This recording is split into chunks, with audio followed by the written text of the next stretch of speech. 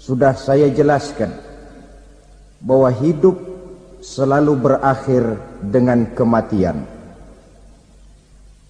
Apabila datang kematian menimpa seseorang, datanglah kiamat baginya. Itu yang disebut dengan kiamat kecil. Hakikatnya mati adalah perpindahan dari kehidupan di dunia ini menuju kehidupan di alam barzakh. Menunggu kita di alam barzakh sampai datangnya saat kiamat.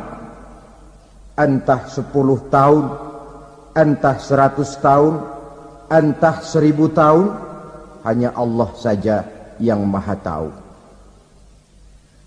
Adapun orang-orang beriman yang melakukan amal kebajikan dalam kehidupan di dunia ini, masa penantian yang lama di alam barzakh buat mereka sebentar saja.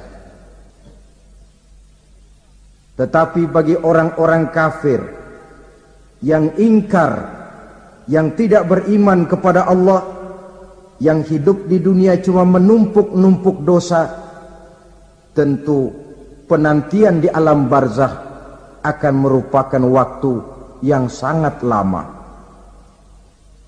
Bukankah dalam kehidupan kita waktu itu memang relatif? Contoh misalnya, bagi pemuda-pemudi yang sedang duduk asyik memadu cinta, waktu 4-5 jam saja rasanya cuma 4-5 menit. Tenggelam oleh keasikan. Tapi buat orang yang berbaring di rumah sakit, meratap di balik-balik apa itu tembok derita kata lagu, di balik dinding-dinding penjara, sehari bagai seminggu, seminggu rasa sebulan, sebulan boleh jadi rasa setahun. Penantian yang sangat lama.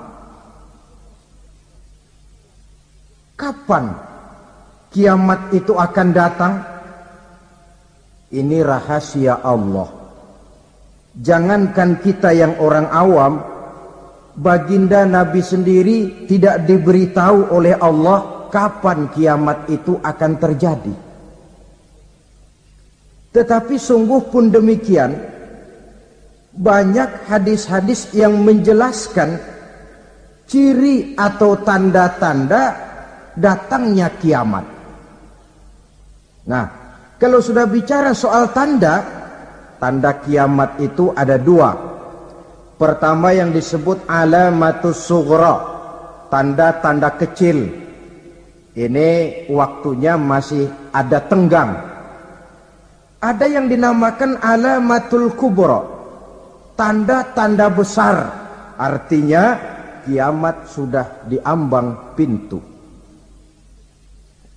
Apa tanda-tanda kecil dari datangnya hari kiamat itu? Misalnya kata Nabi, apabila ilmu sudah diangkat oleh Allah. Artinya apabila ulama sudah banyak wafat, minat orang belajar agama berkurang, lalu kebodohan nampak merajalela di mana-mana, zina dikerjakan secara terbuka, minuman-minuman keras jadi kebanggaan. Itu termasuk di antara tanda-tanda kecil terjadinya hari kiamat. Apalagi misalnya iza waladatil ammatu rabbataha, apabila budak sudah melahirkan tuan. Apa maksudnya? Ada yang mentafsirkan apabila anak sudah bisa membudaki orang tuanya. Orang tua yang melahirkan dia, yang membesarkan dia, demi setelah si anak besar jadi orang berpangkat, bertitel, berharta, berkedudukan, jadilah orang tua itu budaknya. Sehingga sering dibilang kalau orang tua kaya, anak jadi raja. Tapi kalau anak yang kaya, orang tua sering jadi budak. Apalagi munculnya fitnah yang bergelombang, timbul perang antara dua bangsa yang besar, waktu berjalan terasa sangat pendek sekali. Itu merupakan tanda di antara tanda-tanda kiamat. Termasuk di dalamnya sulit membedakan mana laki, mana perempuan. Kan kalau tanda-tanda kayak begini sekarang sudah banyak kita lihat kan. Ulama banyak wafat, penggantinya sulit. Zina dikerjakan berterang-terangan, minuman keras jadi kebanggaan, banyak anak membudaki orang tuanya, sulit membedakan mana laki mana perempuan. Kadang-kadang dari belakang kita lihat perempuan bener, begitu kita colek nengok jenggotan.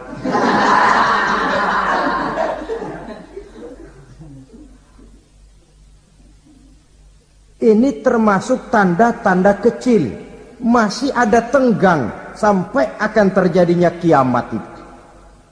Nah, yang dimaksud dengan tanda-tanda besar, ini tanda besar artinya kiamat sudah di ambang pintu. Pertama, matahari terbit dari sebelah barat. Apabila matahari sudah terbit dari arah sebelah barat, tertutuplah sudah pintu taubat. Bersabda Nabi kita, la taqumus sa'atu hatta tatlu'a syamsu min maghribiha. Tidak akan datang hari kiamat sampai matahari terbit dari arah sebelah barat. Fa iza tala'at, manakala matahari telah terbit dari arah sebelah barat, wara'ahan nasu, manusia banyak menyaksikan itu, amanu ajma'un, mereka pun lalu beriman. Yang tadinya kafir, yang tadinya ingkar, yang tadinya membangkang, setelah melihat matahari terbit dari sebelah barat, buru-buru beriman, berlomba-lomba mengucap dua kalimat syahadat. Tapi apa yang terjadi? Kata Nabi, wadzalika hina la yanfa'u nafsan imanuha lam takun amanat min qabl.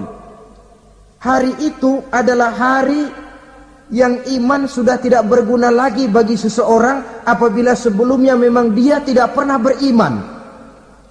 Au kasabat fi imaniha khaira, atau beriman tetapi tidak pernah melakukan kebajikan di dalam keimanannya itu.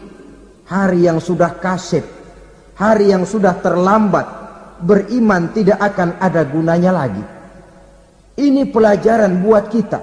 Sebelum sang surya terbit dari sebelah barat, sebelum nafas sampai di tenggorokan, artinya pintu taubat masih terbuka. Kalau dua hal itu sudah terwujud, nafas sudah sampai di kerongkongan atau matahari sudah terbit dari arah sebelah barat, tertutuplah sudah pintu taubat. Tak ada lagi gunanya pangkat, jabatan, harta, bahkan beriman pun dalam suasana macam itu. Too late, kata orang Kulon. Sudah terlambat. Matahari terbit dari arah sebelah barat. Itu tanda besar, artinya kiamat sudah di ambang pintu. Lalu apalagi tanda besar? Munculnya Dajjal. Dajjal artinya pendusta-pendusta yang menyesatkan manusia. Ada dua macam Dajjal, saudara. Ada Dajjal kecil. Ini Dajjal kelas teri. Kalau ini sejak zaman Rasulullah sudah ada itu. Tiap zaman ada. Di zaman Rasulullah misalnya ada yang bernama Aswad al-Unsi dari Yaman. Ada yang namanya Musailamah al-Kazzab dari Yamamah. Ada yang namanya Ibnu Sayyad dari Madinah. Ini Dajjal-Dajjal di zaman Rasul. Musailamatul Kazzab memproklamirkan diri jadi nabi dia. Di zaman Rasul masih hidup. Ini Dajjal zaman Nabi. Di zaman sahabat muncul Dajjal-Dajjal. Di zaman kita sekarang ini Dajjal-Dajjal pun gentayangan. Dajjal-Dajjal kelas teri. Kerjanya mendustakan manusia, menyesatkan manusia, memalingkan manusia dari jalan yang benar dan diridhoi oleh Allah Subhanahu wa taala. Adapun yang merupakan tanda besar dari datangnya kiamat, dajjal-dajjal kelas kakap, pembohong-pembohong besar yang menyesatkan masyarakat manusia berpaling dari jalan Allah mengikuti jalan mereka. Apa sih ciri dajjal itu? Kata Nabi dalam hadis Bukhari Muslim, innad dajjala, sesungguhnya yang namanya dajjal itu yakhruju, satu saat akan muncul mendekati hari kiamat, wa inna ma'ahu ma'an, si dajjal ini membawa air, wanaran, dan juga membawa api. Dua simbol. Di tangan yang satu dia bawa air, di tangan yang satu dia bawa api. Wa ammal ladzi yarahu an-nasu ma'an fanarun, adapun yang orang banyak lihat air, hakikatnya adalah api. Yang dilihat api, hakikatnya adalah air. Oleh sebab itu, kalau api yang ditawarkan, ambillah air. Kalau air yang ditawarkan, pilihlah api. Maksudnya apa ini? Ini bahasa simbol, saudara-saudara. Dajjal bicaranya seolah-olah untuk kepentingan manusia. Menawarkan surga. Surga yang dia tawarkan, hakikatnya neraka. Hai manusia, kalau kau mau bahagia, jangan dekat-dekat dengan agama. Solat itu tidak efektif dan efisien, tidak produktif dari segi ekonomi itu. Menghadiri majelis taklim cuma buang-buang waktu. Tahajud, tasbih, tahlil, baca Quran, apa itu? Pekerjaan mubazir saja. Hidup ini cuma sekali, masa yang cuma sekali, manfaatkan dengan sebaik-baiknya. Mumpung, dibawanya sifat mumpung tetapi dalam pengertian yang sangat negatif. Bicaranya seolah-olah untuk kepentingan manusia, tetapi sebenarnya menjerumuskan manusia. Menawarkan air, tapi sebenarnya api. Menawarkan api, tapi hakikatnya air. Buat apa kamu sholat? Buat apa kamu bayar zakat? Buat apa kamu puasa? Surga yang dicanangkan Dajjal, hakikatnya neraka. Neraka yang digambarkan Dajjal, pada dasarnya adalah surga. Jadi memutarbalikkan fakta itu kerjaan Dajjal. Yang hak jadi batil, yang batil dibilang hak, yang benar jadi salah, yang salah malah jadi benar. Tuntunan disuruh jadi tontonan, tontonan malah menjadi tuntunan. Itu pekerjaan Dajjal profesinya. Zamannya Nabi Adam, Dajjalnya kan iblis. Betul? Betul. Apa sih rayuan iblis itu? Allah setelah menciptakan Nabi Adam kan bilang, Adam, kau dan istrimu Hawa tinggal di surga ini. Seluruh fasilitas yang ada di surga persilahkan kau nikmati. Satu yang tidak boleh, jangan coba-coba dekati pohon khuldi. Dekat saja jangan, apalagi sampai memetiknya. Datang Dajjal yang namanya iblis ini. Adam, kamu tahu nggak kenapa tidak boleh makan buah khuldi? Ya nggak tahu, pokoknya saya dilarang. Bodoh kamu Dam. Khuldun artinya kekal. Kalau kamu makan itu buah, kau akan kekal di surga buat selamanya. Allah tidak kepengen, maka dilarang kamu makan buah khuldi. Kalau kau ingin kekal di surga Adam, makan saja. Saya bicara begini ini untuk kepentingan kamu Adam. Ini kan ciri-ciri Dajjal. Bicaranya sih seolah-olah untuk kepentingan Nabi Adam, hakikat sebenarnya menjerumuskan Nabi Adam supaya ingkar dan melanggar larangan dari Allah Subhanahu wa ta'ala.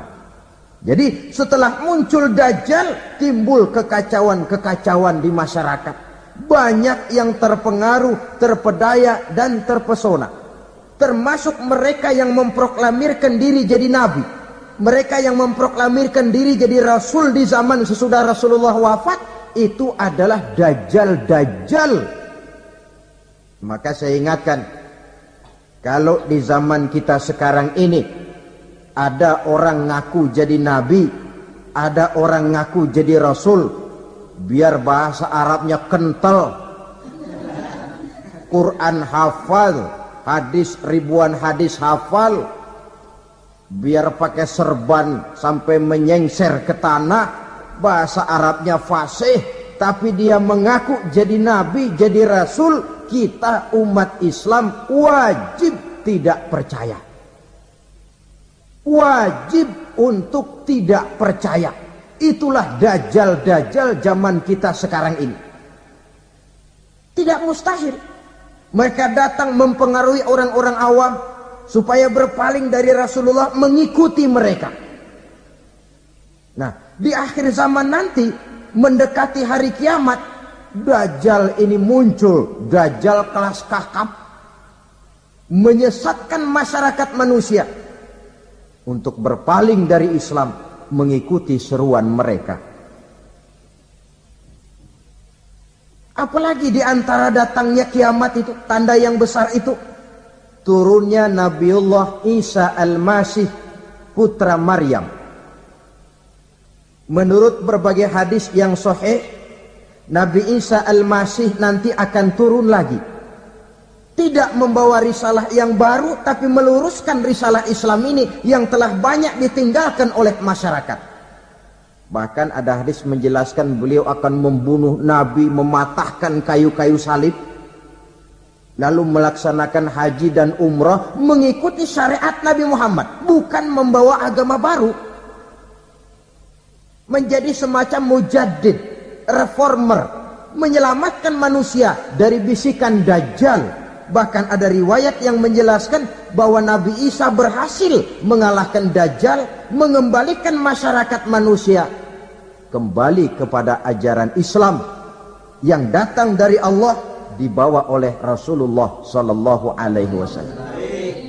Dengan kata lain, turunnya Nabi Isa bukan sebagai nabi dan rasul baru, tetapi mengikuti syariat Nabi kita Muhammad sallallahu alaihi wasallam.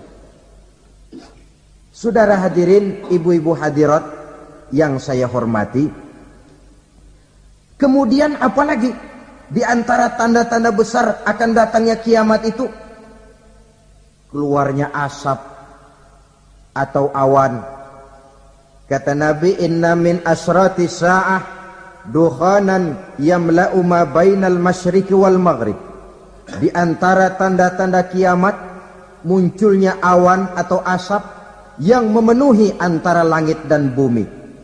Ini pun diperkuat dalam surah Ad-Dukhan ayat 10. Fartaqib yauma ta'ti as-sama' bidukhanin mubin fayughshan nas hadza azabun alim. Bagi orang-orang yang beriman, mereka biasa-biasa saja. Tapi bagi orang kufur, datangnya asap dan awan ini merupakan azab yang kelewat pedih. Barangkali sedikit mendekati gambaran tentang azab yang pedih ini, saya ingatkan alam pikiran kita kepada peristiwa yang belum lama terjadi. Pernah dengar berita bocornya reaktor nuklir di Chernobyl, Uni Soviet? Pernah dengar? Nah. Bocornya reaktor nuklir di Chernobyl yang mengakibatkan ratusan bahkan sangat mungkin ribuan nyawa. Cuma satu reaktor. Bagaimana kalau seluruh cadangan nuklir yang dimiliki oleh para negara adik kuasa ini diledakkan? Bahkan yang konon menurut catatan, cadangan nuklir yang dimiliki bersama oleh Amerika dan Rusia sekarang ini sudah sanggup memusnahkan 6 miliar manusia. 1,5 kali lebih banyak dari jumlah manusia yang nongkrong di permukaan bumi ini. Saudara-saudara hadirin yang saya hormati, lalu saat mendekati hari kiamat, apalagi tandanya? Setelah Nabi Isa wafat, pada saat turunnya yang kedua kali, Lalu Allah meniupkan angin sejuk. Semua orang-orang beriman, orang-orang baik wafat. Sehingga penghuni bumi ini cuma tinggal lagi terdiri dari orang-orang kafir. Tidak ada lagi di bumi ini yang bisa mengucapkan Allah. Sehingga dalam hadis qudsi itu ada keterangan, Innallaha azza wa jalla yaqulu li Israfil. Allah pernah pesan kepada malaikat Israfil. Kata Allah, Israfil, Iza sami'ta qailan yaqul Allah Allah fa akhirin nafakh 40 sanatan ikraman liqailiha. Hai Israfil, apabila kau dengar di permukaan bumi masih banyak orang yang mengucapkan Allah Allah, maka tunda sangkakala kiamat itu 40 tahun. Untuk apa? Ikraman liqailiha, menghormati orang yang mengucapkan Allah Allah itu. Wah, jadi karena sekarang masih banyak yang mengucapkan Allah, besar hatilah kita, masih jauh kiamat itu. Tapi jangan lupa, kiamat pribadi, kiamat kecil itu yang nggak kita sangka-sangka. Ajal datang mencabut nyawa, itu kiamat pribadi. Dan itu yang pasti kita hadapi. Dan itu yang membuat kita tidak boleh bersikap main-main di dalam kehidupan sekarang ini. Saudara hadirin yang saya hormati, tidak ada lagi orang-orang muslim. Seluruh penduduk dunia ini kafir. Lalu terciptalah struktur sosial yang berlandaskan prinsip hidup semau gue. Bakal terjadilah prinsip di mana yang kaya menyantap yang miskin, yang kuat menindas yang lemah. Hidup sudah bagaikan di rimba belantara, berlaku hukum rimba. Siapa yang kuat dia yang menang, siapa yang lemah menjadi mangsa. Timbul kekacauan, maksiat merajalela, munkarat menjadi-jadi, sehingga isi bumi ini penuh dengan segala macam perbuatan dosa. Tidak ada perlunya lagi alam diperpanjang temponya. Datang saat yang sudah dijanjikan oleh Allah Azza wa Jalla, maka terjadilah yang disebut kiamat kubra, kiamat besar, kiamat hancur-hancuran. Bagaimana kejadian ini dimulai? Dalam surah Az-Zumar ayat 68, Allah subhanahu wa ta'ala berfirman, wa nufikha fis suri fasa'iqa man fis samawati wa man fil ardi illa man sya'allahu. Maka manakala ditiuplah sangkakala, terkejutlah seluruh yang ada di langit dan seluruh yang ada di bumi. Bila saat kiamat datang, Allah perintah malaikat Israfil, Israfil, tiup sangkakalamu. Ditiuplah sangkakala oleh malaikat Israfil. Yang akibat daripada tiupan itu, seluruh yang ada di langit, seluruh yang ada di permukaan bumi terkejut. Yang ada di langit siapa? Malaikat kan. Bayangin aja kalau malaikat kaget, apalagi kita. Terkejut seluruh makhluk yang ada di bumi, yang ada di langit mendengar suara sangkakala itu. Bunyinya tidak sanggup kita bayangkan dahsyatnya. Ledakan nuklir, ledakan neutron, belum apa-apa ketimbang bunyi sangkakala malaikat Israfil ini. Nah, lalu mendengar bunyi sangkakala ini, gemparlah makhluk, kacaulah alam. Bumi gempa, planet-planet bertabrakan, gunung meletus, air laut tumpah ke darat, angin topan bertiup, halilintar menyambar. Lalu semua yang bernama hidup mati total. Mati bareng tanpa persiapan. La haula wala quwata illa billah. Saya kadang-kadang dalam tafakur bermohon, ya Allah, mudah-mudahan saya enggak nemuin kiamat beneran. Ngeri. Tidak bisa kita bayangkan macam apa suasana seperti itu. Allah saja banyak memberikan gambaran, misalnya Al-Qari'ah, wa mal qari'ah, wa ma adraka mal qari'ah. Kejadian yang menggemparkan. Tahukah kamu apa kejadian yang menggemparkan itu? Yauma yakunun nasu kal farasil mabsus wa takunul jibalu kal ihnil manfus. Pada saat itu manusia berterbangan bagai kupu-kupu. Gunung berterbangan seperti kapas ditiup angin. Gunung saja macam kapas, konon lagi manusia. Kematian total, mulai semut sampai gajah mati, jin mati, iblis mati, malaikat mati. Malaikat saja mati. Saudara hadirin yang saya hormati, kematian total yang tanpa persiapan. Orang bilang, Pak, kalau mati bareng begitu yang repot malaikat maut dong ya. Cabut sana, cabut sini. Itu kalau menurut logika kita, mestinya begitu menurut logika. Tapi logika juga yang bilang nggak perlu serepot itu. Sebab untuk mematikan listrik di wilayah DKI, di wilayah Jakarta, nggak perlu tiap rumah didatengin matiin ya lama. Cukup dari kantor pusatnya saja PLN tekan satu tombol, gelaplah seluruh Jakarta. Saudara hadirin yang saya hormati, kematian total.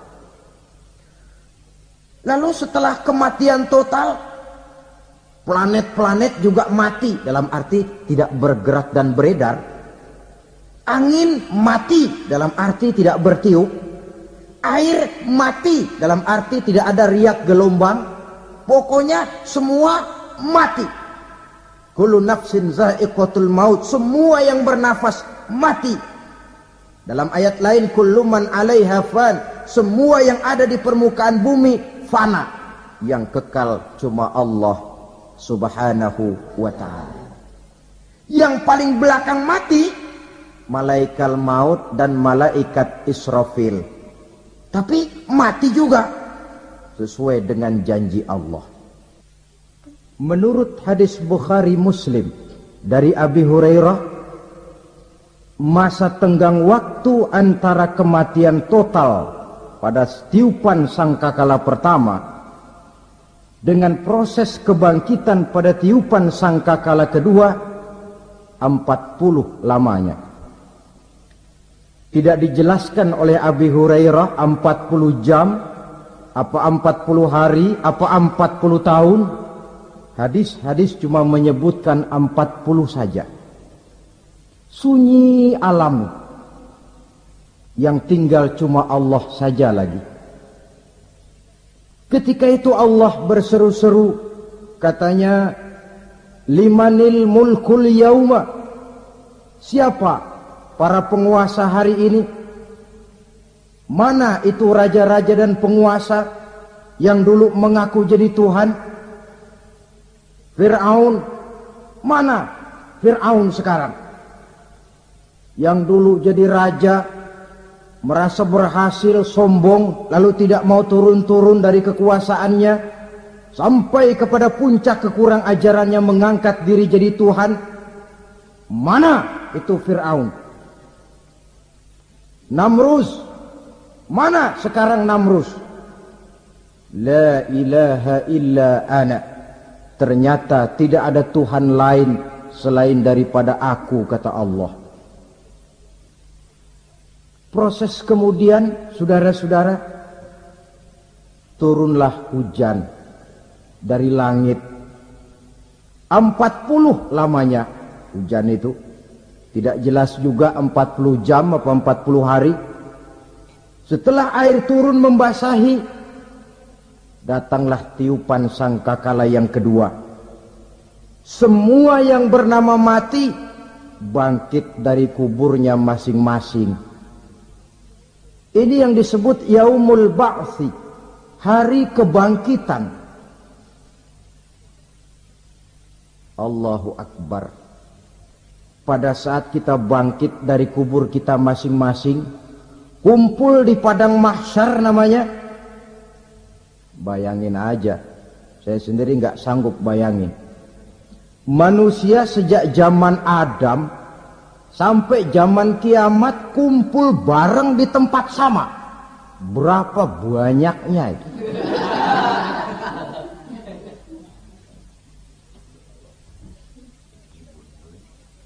Dan yang luar biasa menurut satu riwayat, pada saat bangkit itu, Masya Allah, roman muka kita berubah.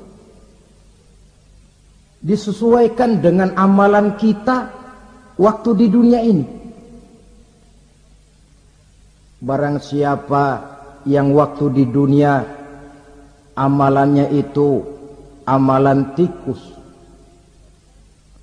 di akhirat nanti dia bangkit dari kubur, mukanya seperti muka tikus. Gagah betul badannya, tapi mukanya seperti tikus. Kenapa? Amalannya waktu di dunia seperti amalan tikus. Apa amalan tikus itu? Suka ngegeragoti barang yang sudah disimpan rapi-rapi. Orang sudah simpan uang rapi-rapi, simpan perhiasan rapi-rapi, digeragoti oleh tikus. Maling-maling, pencoleng-pencoleng, koruptor-koruptor, itu nanti di akhirat nanti kita lihat mukanya seperti muka tikus. Oh, ini waktu di dunia suka nyolong, mukanya seperti muka tikus. Barang siapa yang waktu di dunia ini amalannya itu amalan macan, dia akan bangkit nanti mukanya seperti muka macan. Apa amalan macan? Macan itu amalannya menang-menangan. Orang yang mau menang saja nggak mau mengalah. Coba lihat di hutan. Kenal hutan nggak? Nah. Di hutan, raja hutan di mana-mana pasti macan. Betul kan? Betul. Padahal hutan belum pernah bikin pemilihan umum. Tapi macan tidak peduli ada pemilihan umum apa tidak, pokok saya raja. Sebab apa? Macan jadi raja itu bukan karena benar, tapi karena kuat jadi raja. Setelah dia jadi raja, rakyat hutan yang mesti dilindungi malah dimakan oleh raja macan. Kambing rakyat hutan dimakan oleh macan. Ayam rakyat hutan dimakan oleh macan. Itu nanti kita lihat di akhirat itu mukanya seperti muka macan, gagah betul. Lalu barang siapa yang di dunia ini amalannya itu seperti amalan anjing, nanti dia punya muka seperti muka anjing. Apa amalan anjing? Pertama, anjing itu kalau disuruh jaga rumah, dia tidak bisa membedakan mana maling, mana tamu. Biar yang datang maling kalau bawa tulang, anjing kalem. Yang kedua, anjing itu akan setia kepada siapa saja yang memberinya roti. Siapa yang memberinya roti, itulah majikannya. Apa kata majikannya, pasti dia laksanakan. Soal benar atau salah, dia tidak peduli. Setelah anjing dapat roti, dia tidak punya pilihan lain kecuali bilang, abdi mah kumaha juragan wae ayeuna mah.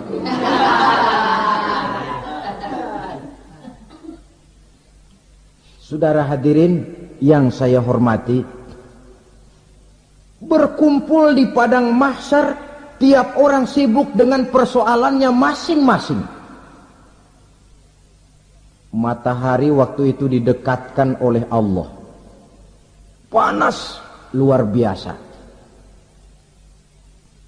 Ada yang saking panasnya itu mencucurkan peluh keringat sampai sebatas mata kakinya, ada yang keringatnya sampai sedengkulnya, ada yang keringatnya sampai sepusatnya, ada yang keringatnya mengalir sampai sebahunya, ada yang kelelap oleh keringatnya sendiri, sementara orang di sampingnya enggak apa-apa.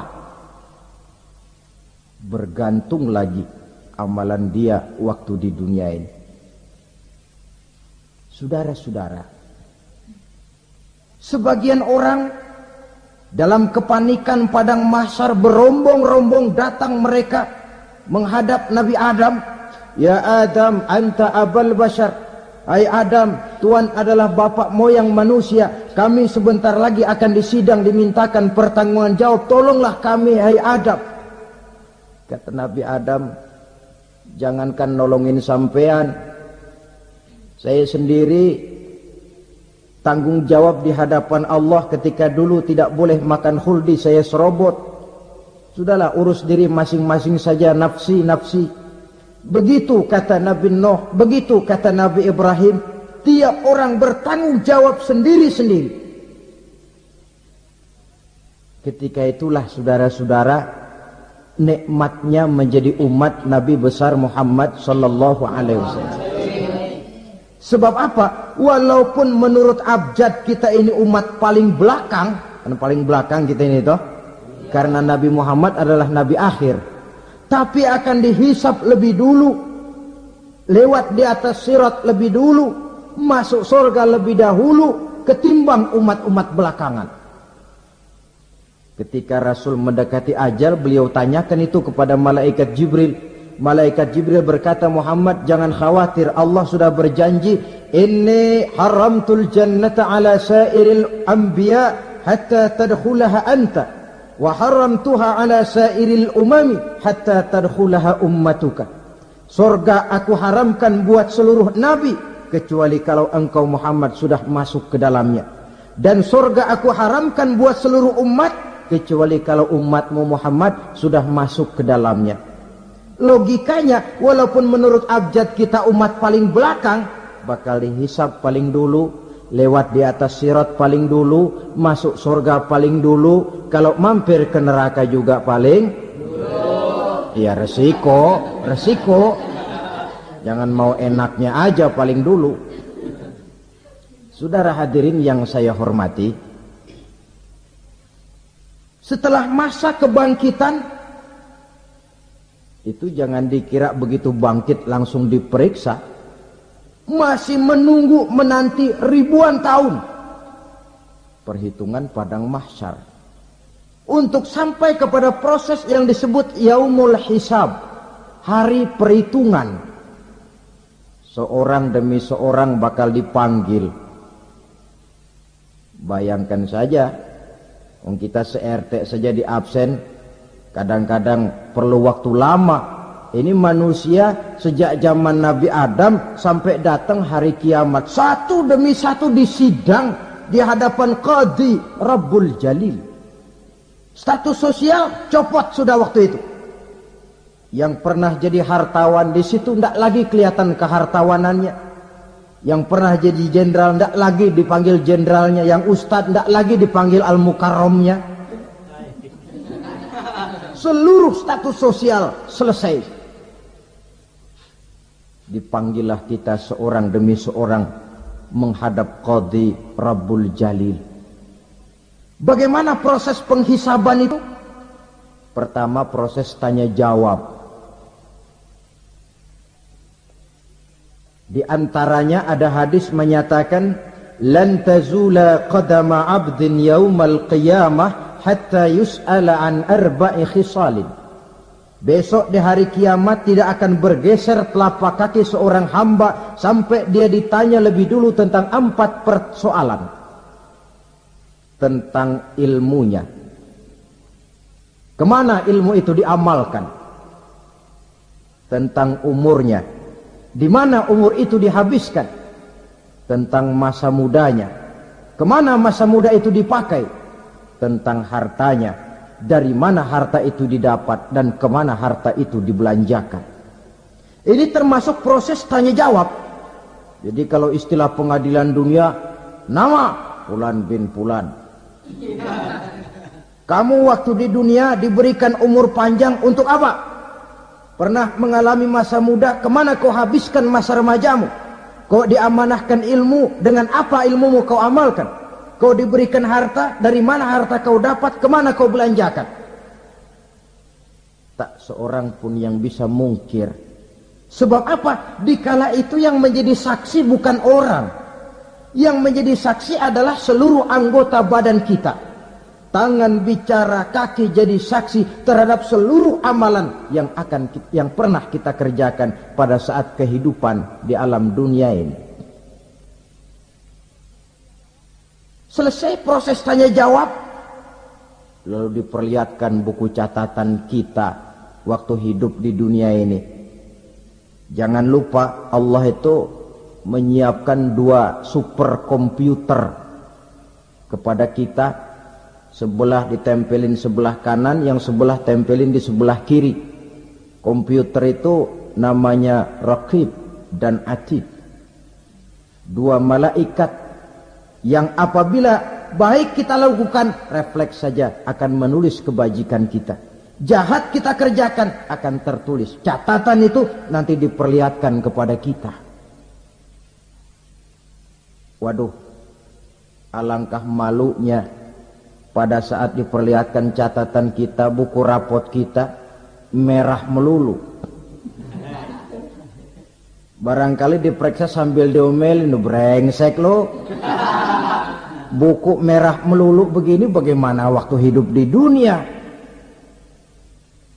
Tidak cukup diperlihatkan buku catatan kehidupan, rekaman kehidupan. Rekaman kehidupan kita secara utuh sejak terlahir sampai ajal datang merenggut nyawa.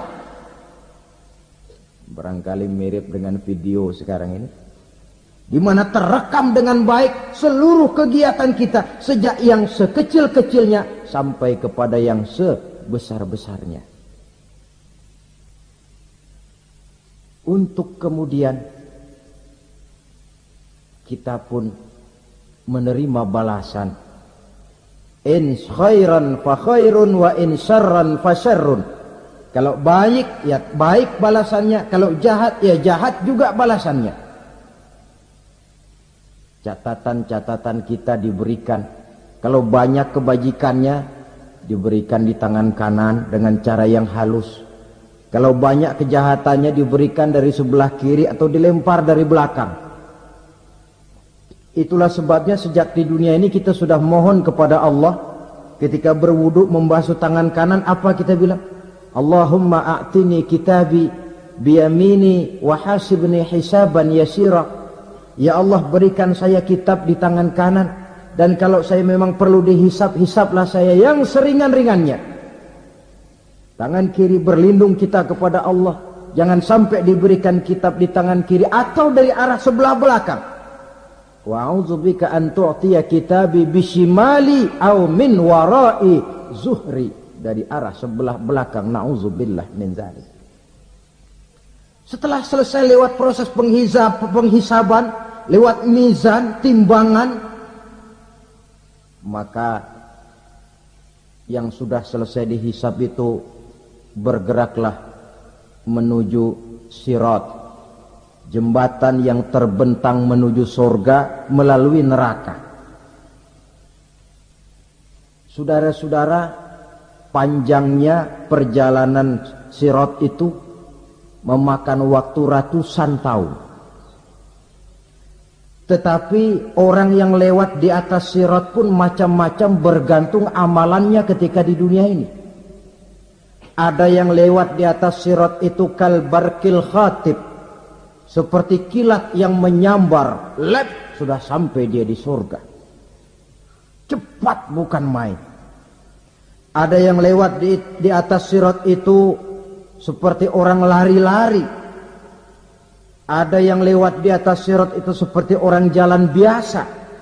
Ada yang sambil merangkak, ada yang sambil ngesor, ada yang sambil gelayutan, ada yang selamat sampai ke ujung ke surga, ada yang tergelincir jatuh masuk ke dalam neraka, bergantung amalannya dalam kehidupan di dunia sekarang ini.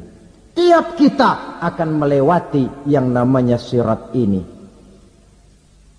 Saudara-saudara kaum muslimin yang saya hormati,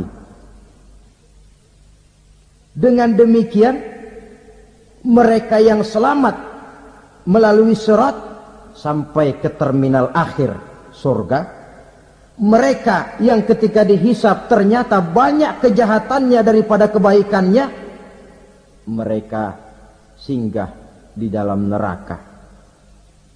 Nah, adapun orang-orang yang beriman menurut ayat Quran dan hadis Nabi itu nanti ada bermacam-macam. Ada orang beriman itu yang dimasukkan surga. Ada orang beriman itu yang dimasukkan ke dalam surga. Ada orang beriman itu yang disebut penduduk surga. Kenapa lain-lain, Pak? Karena waktu di dunia amalannya juga lain-lain. Ada orang beriman yang masuk surga. Ini paling murah tiketnya. Mau masuk surga? Kata Nabi begini, ma min abdin qala la ilaha illallah thumma mata ala dhalik illa dakhalal jannah. Kalau seorang hamba sudah mengucap dua kalimat syahadat, dia yakin dengan kebenaran kalimat itu sampai matinya, orang itu akan masuk surga. Abi Dzar yang waktu itu diajak bicara heran, ya Rasul kok gampang betul? Iya, walaupun orang itu mencuri, iya, walaupun orang itu berzina, iya, biar dia mencuri, biar dia berzina, kalau dia sudah mengucap dua kalimat syahadat, dia yakin dengan kebenaran kalimat itu sampai matinya, itu orang akan masuk surga. Jadi masuk surga cukup dua kalimat syahadat, yakin sampai mati, masuk surga. Itu perkara masuk. Tapi kalau pertanyaannya diterusin, masuknya kapan, Pak? Nah, ini lain lagi urusannya. Sebab ada yang masuknya itu langsung, ada yang mampir dulu. Di sana tempat cuma dua, kalau tidak surga, neraka. Mau ke surga tapi mampir dulu, yang mampirnya jelas di neraka. Kenapa? Dalam hadis qudsi ada riwayat, nanti itu di akhirat, setelah Allah selesai mengatur penduduk surga masuk surga, yang neraka masuk neraka, Allah berkata kepada malaikat Malik, malaikat Malik, labaik ya Allah, itu bajingan-bajingan tengik, manusia-manusia durjana yang waktu di dunia tidak mau sujud, jauh dari ulama, gemar melakukan yang munkarat dan maksiat, hidup di tengah masyarakat selalu jadi bibit keonaran, kufur, sudah masuk neraka semua. Sudah ya Allah. Nah, kalau sudah, coba sekarang kamu masuk, Malik. Saya, iya, masuk neraka. Mau apa ya Allah? Kata Allah, akhriju minan nar man kana fi qalbihi misqala habbatin min khardalin min iman. Kau masuk neraka, cari di dalam neraka orang-orang yang ada imannya walaupun kecil sebesar biji zarah, angkat mereka keluar. Masuk malaikat Malik ke neraka, cari orang yang ada imannya, korek-korek. Ya repot, udah pada gosong. Yang ada imannya diangkat ke atas, yang ada imannya diangkat ke atas, lalu dimandikan di Nahrul Hayat, namanya sungai kehidupan di akhirat nanti. Cakep lagi rupanya, bersih lagi wajahnya, apel di hadapan Allah.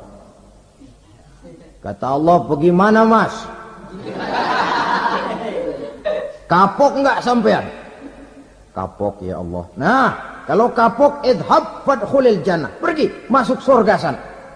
Berangkat mereka ke surga, ketemu sama teman-temannya yang udah sampai lebih dulu, yang nggak pakai mampir lagi. Terjadi dialog, Kata teman-temannya yang udah pada nyampe duluan, Mas, iya, emang baru sampai? Saya baru sampai. Memang mampir di mana dulu, Mas? Kita sudah lama sampai di surga. Saudara buka surah Al-Muddatsir ayat 34-35. Ma salakakum fis saqar? Kenapa kamu mampir di neraka Saqar? Qalu lam nakum minal musallin. Mereka menjawab, kami mampir di neraka Saqar, Mas, gara-gara dulunya kami waktu di dunia ndak pernah sholat. Ndak pernah sholat? Ndak pernah. Kan rumahnya dekat masjid, cuma dekat doang, Mas. Sholat mah enggak saya. Enggak pernah ngasih makan fakir miskin, enggak pernah hadir di majelis taklim, pendeknya enggak pernah melakukan kebajikan, maka saya pun mampir di neraka Saqar. Untung betul saya punya iman, Mas, sedikit. Waktu hidup di dunia dulu saya pernah mengucap 2 kalimat syahadat, sekali-kalinya waktu mau kawin. Masya Allah. Untung saja kawin, kalau nggak kawin polos.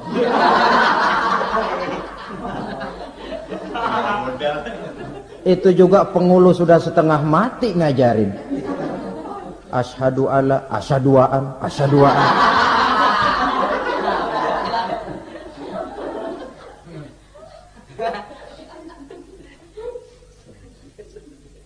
Ini namanya masuk surga, ada mampir dulu. Ada pula orang mukmin itu yang dimasukkan surga. Namanya dimasukkan kan terima beres. Saya masuk ke rumah, jalan sendiri, cari tempat sendiri. Saya dimasukkan ke dalam rumah, terima beres, pokok ada di dalam, itu dimasukkan namanya. Nggak pakai mampir. Tapi tentu tiketnya lebih mahal ketimbang yang pertama tadi. Apa kata Allah? Innal ladzina amanu wa amilus salihat la ukaffiranna anhum sayyi'atihim wa la udkhilannahum jannah. Sesungguhnya orang-orang yang beriman kemudian beramal soleh, kami hapuskan segala dosa dan kesalahannya, kami masukkan mereka ke dalam surga. Lihat ayatnya, Allah yang memasukkan, kita yang dimasukkan. Tidak pakai transit, tidak usah mampir. Cuma tidak cukup syahadat, tidak cukup amanu, tapi diiringi dengan wa'amilus salih. Iman, amal. Tidak cukup syahadat, lalu dibuktikan dia sholat, dia zakat, puasa, lalu dia melakukan berbagai macam kebajikan. Ini yang menyebabkan dia tidak pakai mampir di tempat yang bernama Saqar. Lalu ada pula orang mukmin itu yang disebut penduduk sorga. Wah, ini sudah VIP ini. Ashabul jannah, penduduk sorga. Siapa mereka? Kata Allah, innal ladzina amanu summa istaqamu fala khaufun 'alaihim wala hum yahzanun ulaika ashabul jannah hum fiha khalidun. Sesungguhnya orang-orang yang beriman lalu istiqamah, tetap dalam melaksanakan perintah Allah, tidak goyah, tidak labil tapi stabil, istiqamah, mereka tidak takut dan tidak bersedih hati, merekalah penduduk surga. Iman, istiqamah. Tidak punya duit, sembahyang. Banyak duit, sembahyang. Miskin, sembahyang. Kaya, tetap sembahyang. Istiqamah. Kadang orang kalau susah rajin ke masjid, banyak duitnya ngelihat masjid melengos. Itu yang dibilang waktu miskin hamba Allah, setelah kaya jadi hamba harta. Bergeser, tidak ada nilai istiqomahnya. Saudara-saudara, dengan begitu penduduk neraka itu dua. Ada penduduk permanen, ada penduduk yang semi permanen. Yang semi permanen orang-orang beriman yang mempunyai dosa besar. Mereka masuk ke neraka untuk menerima azab sesuai dengan dosanya. Bila selesai masa azab itu, mereka akan diangkat untuk ditempatkan kembali ke dalam surganya Allah Subhanahu wa ta'ala. Nah, dikala itulah saudara-saudara ada yang disebut syafaat dari Rasulullah Sallallahu Alaihi Wasallam. Tapi tentu jangan lupa syafaat ini ibarat kain menambal dia. Kita punya kain bolong-bolong sedikit, syafaat yang menambal. Salat kita ada kurang dikit, sedekah kita ada campur riya dikit, amalan kita ada tidak karena Allah dikit, kita berharap syafaat. Jadi biarlah kain masih bolong-bolong, yang penting punya kain. Tapi kalau kainnya tidak ada, yang ditambal apanya? Salat tidak, puasa tidak, zakat tidak, berharap syafaat saja. Ya, terlalu berlebihan itu. Saudara hadirin yang saya hormati, apabila selesai proses penghisaban, proses penghitungan, maka dikala itulah manusia terbagi dalam dua kelompok besar. Fariqun fil jannah wa fariqun fis sa'ir. Sekelompok orang-orang beruntung yang masuk ke dalam surga, dan sekelompok lagi masuk ke dalam neraka.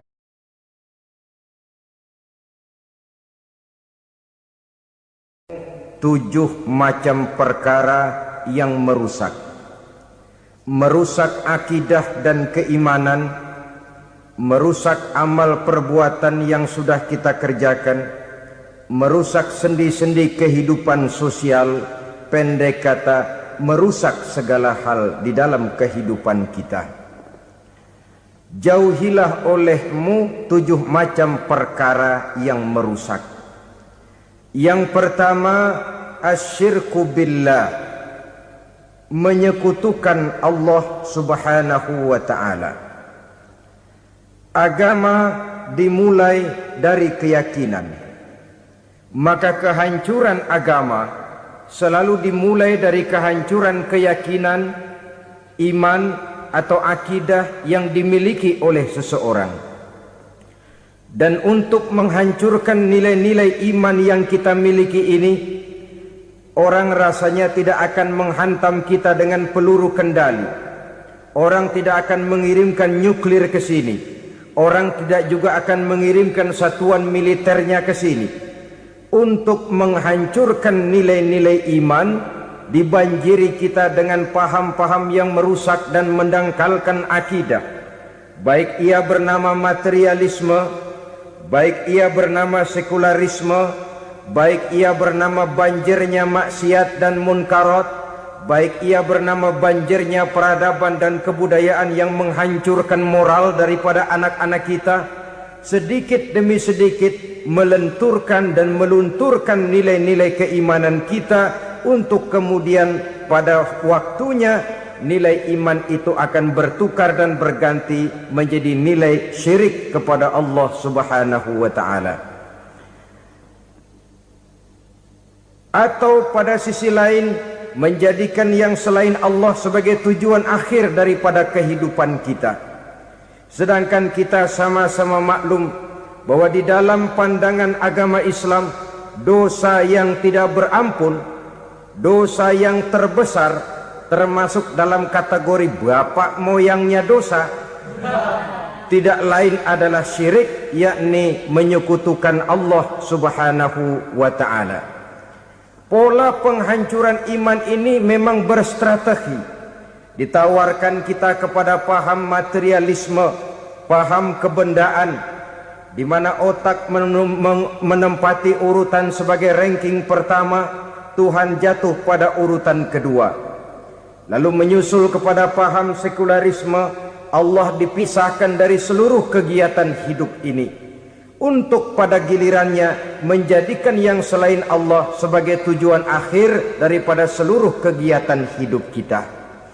Oleh karenanya, kewajiban menjaga nilai-nilai iman ini merupakan kewajiban yang mulia tetapi berat, tidak hanya untuk kita, tetapi juga bagaimana mewariskannya kepada anak-anak kita, generasi yang akan datang.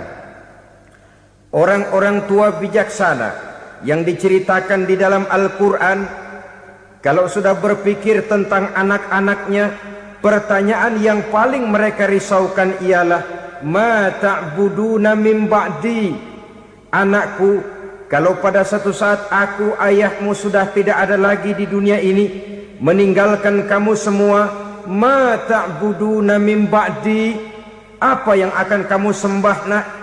Jikalau sekarang ayahmu masih mau ke masjid, masih mau melakukan rukuk dan sujud, masih beribadah menyembah Allah Subhanahu wa ta'ala, kalau orang tuamu sudah tidak ada, ma ta'buduna min ba'di, masihkah engkau mau datang ke masjid? Masihkah engkau mau rukuk dan sujud? Masihkah engkau mau menyembah Allah Subhanahu wa ta'ala? Pertanyaan ini yang dipikirkan oleh Nabi Yakub kepada putra-putranya. Pertanyaan ini yang diteruskan oleh Nabi Ibrahim kepada anak-anaknya. Pertanyaan ini yang diwariskan oleh generasi ulama'us salafus saleh kepada para generasi berikutnya. Bagaimana kita generasi sekarang? Kita orang-orang tua sekarang bukan berfikir ma ta'buduna min ba'di, malah yang kita fikirkan ma ta'kuluna min ba'di. Kalau bapak tidak ada nanti kamu makan apa nak? Perkara kamu nyembah apa urusan nomor 18. Yang penting kamu nanti hidup bisa makan nak. Maka kita sibuk mewariskan harta kepada anak-anak kita. Kita sibuk mewariskan kebun dan tanah kepada anak-anak kita. Kita sibuk mewariskan pabrik kepada anak-anak kita, sementara kita lupa mewariskan intan yang paling mahal, mewariskan mutiara yang paling berharga, yaitu nilai iman kepada Allah Subhanahu wa ta'ala. Alangkah baiknya apabila warisan harta, warisan tanah dan kebun, warisan rumah dan pabrik didasari lebih dahulu dengan mewariskan nilai iman kepada Allah Subhanahu wa ta'ala. Sebagai orang-orang tua, kita boleh bersedih kalau anak kita tidak mengerti komputer. Kita boleh bersedih kalau anak kita tidak mengerti matematika. Kita boleh bersedih kalau anak kita tidak mengerti bahasa Inggris. Tapi sewajarnya lebih bersedihlah kita orang tua jikalau mempunyai anak yang tidak kenal Allah sebagai Tuhannya, yang kemudian tidak mau rukuk dan sujud kepada Allah Tuhannya. Itulah kemalangan yang paling malang bila kita meninggalkan generasi yang tidak bertauhid kepada Allah Subhanahu wa ta'ala. Betapapun anak kita tidak ngerti komputer, saudara, paling-paling kerugiannya cuma kerugian dunia. Masuk dia ke alam barzakh, munkar nakir tidak akan sempat tanya kau belajar komputer apa tidak. Kumpul dia di padang mahsyar, malaikat juga tidak akan tanya matematikamu nilainya berapa. Yang ditanya kau kenal Allah, kau rukuk dan sujud kepadanya, kau pernah datang ke masjid. Oleh karena itu sekali lagi, menjaga nilai iman tidak hanya untuk kita, tetapi juga mewariskannya kepada anak-anak kita generasi yang akan datang. Sungguh kemalangan yang paling besar apabila kita meninggalkan anak-anak kita. Mereka kita tinggalkan lemah ekonominya, itu tidak baik. Mereka kita tinggalkan lemah otaknya, itu pun akan membuat mereka tertinggal oleh yang lain. Tapi yang paling celaka jikalau kita tinggalkan mereka dalam kondisi lemah imannya, rapuh akidahnya, tidak baik dan tidak betul keyakinan hidupnya. Oleh karena itu Nabi berpesan, jauhilah 7 perkara yang merusak. Yang pertama, syirik kepada Allah Subhanahu wa ta'ala, menyekutukan Allah baik dalam ucapan, dalam keyakinan ataupun dalam perbuatan. Ini perkara pertama yang termasuk 7 perusak besar di dalam kehidupan. Kalau sudah jatuh kita ke lembah syirik, bagaimanapun banyak kebaikan yang kita kerjakan, berjiwa sosial, bertangan pemurah, gemar menolong orang lain, kalau memang dasarnya syirik, maka seluruh kebaikan kita akan hancur, tidak akan ada nilainya dalam pandangan Allah Subhanahu wa ta'ala. Dalam pandangan manusia mungkin kita dicatat sebagai orang sosial, gemar menolong orang lain, tidak berpangku tangan melihat orang yang mendapat kesulitan. Tapi oleh karena dasarnya syirik, dasarnya tidak mentauhidkan Allah, maka seluruh nilai kebaikan yang kita kerjakan tidak akan ada nilainya dalam pandangan Allah Subhanahu wa taala. Maka jagalah iman kita jangan sampai dihinggapi penyakit syirik yang bagaimana kecilnya sekalipun. Sekali lagi, baik syirik dalam bentuk ucapan, syirik dalam bentuk keyakinan, sampai kepada syirik dalam bentuk perbuatan, kita berhindar kepada sifat-sifat yang sedemikian itu. Karena apa? Dalam satu ayat Quran Allah Subhanahu wa taala menjelaskan, innallaha la yaghfiru ayyushraka bih wa yaghfiru ma duna dzalika liman yasha. Allah tidak akan memberi ampun kepada orang-orang yang menyekutukannya, tapi Allah masih mau memberikan ampun kepada dosa-dosa yang selain itu bagi orang-orang yang dikehendakinya. Dosa selain syirik, apabila kita bertaubat, Allah masih mau mengampuni. Tapi kalau sudah jatuh ke tempat syirik, itu sudah dosa yang tidak berampun. Taubatnya tidak lain melepas syirik, kembali kepada tauhid, berkeyakinan bahwa hanya ada Allah Subhanahu wa taala, Tuhan satu-satunya yang lam yalid wa lam yulad wa lam yakul lahu kufuwan ahad. Tidak beranak, tidak pula diperanakkan, dan tidak satupun yang dapat menyerupai Tuhan Allah Subhanahu wa taala. Saudara-saudara kaum muslimin rahimakumullah, bahwa kita di zaman sekarang memang tidak menyembah berhala, ya. Bahwa kita tidak berterang-terangan mengatakan Tuhan lebih dari satu, memang. Bahwa kita tidak berkeyakinan Tuhan itu punya anak atau diperanakkan, tentu. Tapi dalam perbuatan dan i'tiqad, kita kadang-kadang jatuh tanpa kita sadari ke tempat yang bernama syirik ini. Oleh karenanya, di zaman di mana teknologi makin canggih, di mana kemajuan pembangunan makin menjangkau berbagai aspek kehidupan, diperlukan keseimbangan antara kemajuan fisik material dengan kemajuan mental spiritual. Apabila tidak ada keseimbangan, yang terwujud tentulah kepincangan, yang diawali dengan pincangnya cara kita berpikir, sehingga pada akhirnya akan mengarah kepada pincangnya cara kita berbuat dan bertindak di dalam kehidupan kita. Oleh karena itu Nabi berpesan, jauhilah sifat syirik, karena syirik merupakan dosa yang teramat besar. Ini sifat merusak yang pertama. Yang kedua, kata Nabi, wasihra, jauhilah sihir. Sihir ini juga termasuk perkara yang merusak kehidupan. Kita semua sama-sama maklum bahwa sihir sebenarnya bukan persoalan baru. Sejak sebelum datang Islam, sihir itu sudah ada. Di zaman Yunani kuno, sihir ada. Di zaman Mesir kuno, di zaman Cina kuno, dan yang lain-lain yang serba kuno, sihir itu sudah ada. Bahkan para nabi pun, para rasul yang diutus oleh Allah Subhanahu wa taala, senantiasa berhadapan dengan ahli-ahli sihir untuk menguji kebenaran dari misi yang mereka bawa. Sihir adalah perbuatan di luar kebiasaan yang bisa dikerjakan oleh ahlinya dengan bantuan jin atau setan.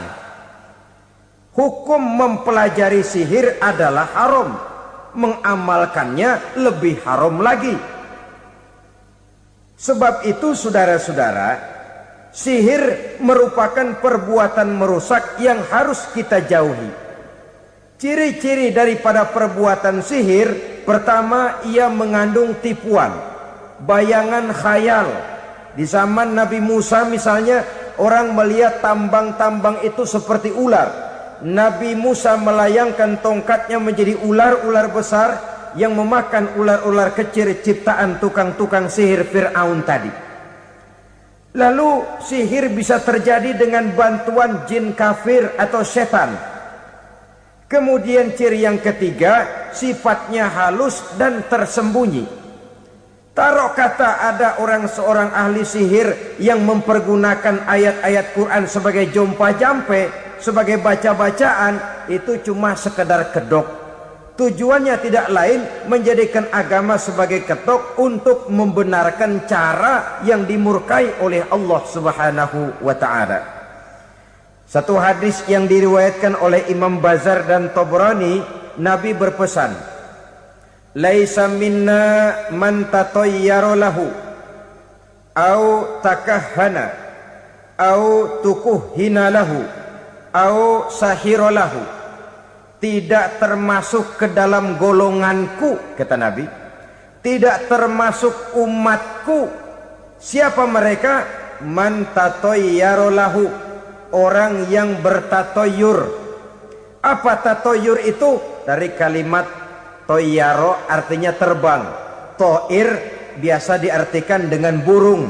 Tatoyaro percaya kepada suara-suara burung. Man tatayyara lahu, mempercayai, meyakini dengan benar-benar kepada suara beburungan. Kan suka ada itu, nah bunyi burung tuh